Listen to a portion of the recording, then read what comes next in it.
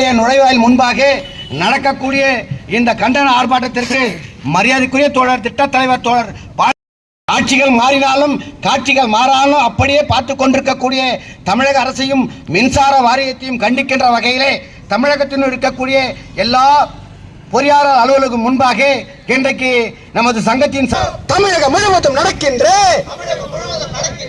CITU ஆர்ப்பாட்டம் வெள்ளத்தான் திறக்க வாரியமே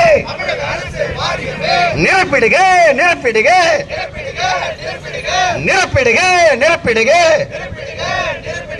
காலியாக இருக்கின்ற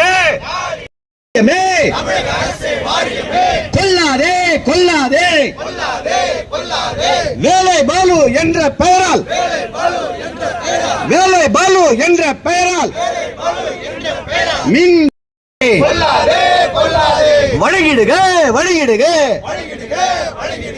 வழங்கிடுக வழங்கிடுக பதவி உயர்வு அனைவருக்கும் பதவி உயர்வு அனைவருக்கும் அனுமதியோம் அனுமதியோம் தமிழக அரசு வாரியமே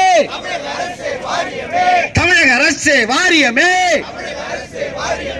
உங்கள் போக்கை அனுமதியோம் விற்காதே விற்காதே விற்காதே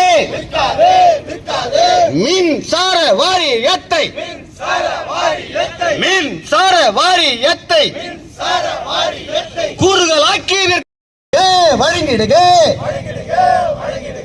தடையில்லா மின்சாரத்தை தமிழகம் முழுவதும் வழங்கிடுக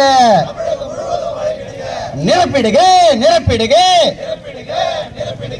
காலியான இடங்களிலே அவங்கள சென்னைக்கு கொண்டு போனா 30 கிலோமீட்டர் இப்படி எல்லாம் கணக்கு பட்டா அதெல்லாம் நம்மளால கட்டுப்படி ஆகாதுங்க. இதுக்கு பேர் சேஃப்டி மீட்டிங்கா? என்னது சேஃப்டி?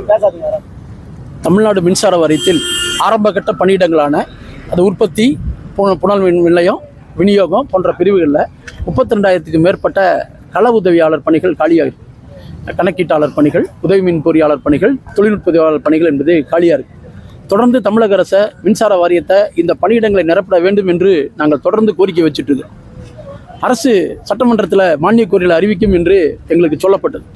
ஆனால் கடந்த 26ஆம் தேதி மின்சார வாரியத்தினுடைய கொள்கை குறிப்பில் புதிய பணியிடங்களை நிரப்புவதற்கான எந்த நடவடிக்கையும் என்பது இல்லை. சென்ற ஆட்சியில் ஒரு 10,200 பேர் எடுப்பதற்கான திட்டங்கள் நடைமுறைப்படுத்தப்பட்டு அது எடுக்கப்படும் என்று சொன்னது கூட இவங்க அமலாக்க மறுத்திருக்கிறாங்க. காலி பணியிடங்கள் அதிகமாக இருக்கிறதுனால தினம் தினம் களப்பிரிவில் தொழிலாளி காக்கா குருவி மாதிரி செத்துட்டு இருக்கிறான். உற்பத்தி நிலையங்கள், அனல்மின் நிலையங்கள் கூடிய ஒப்பந்த தொழிலாளிகளும் இறந்து போகக்கூடிய சூழல் என்பது வருது.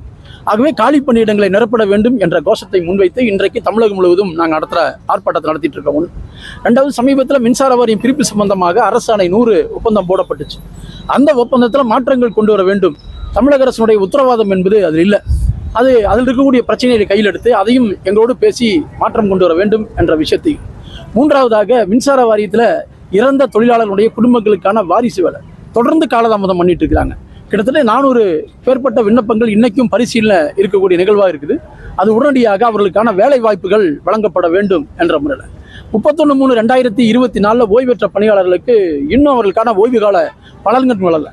டிரான்ஸ்போர்ட் மாதிரி எங்களையும் ஆக்கிடுவாங்களோங்கிற கவலை மின்சார வாரிய தொழிலாளிக்கு இருக்கு. புதிய டெக்னாலஜிகள் வருகின்ற போது அதை முறைப்படி அமல்படுத்துறதுக்கு பதிலாக எங்களுடைய சொந்த மொபைலை வச்சுட்டு ரீடிங் எடுத்து கொடு, செயலியை உருவாக்குறதுக்கு 75 லட்சம் செலவு பண்ணுறீங்கிற தமிழக அரசு அதை ரீடிங் எடுக்கிறதுக்கு தொழிலாளிக்கு டேபோ மொபைலோ வாங்கி தராம இதில் நீங்கள் ரீடிங் எடு என்று சொல்வது எந்த விதத்திலையும் பொருத்தமாக இருக்காது.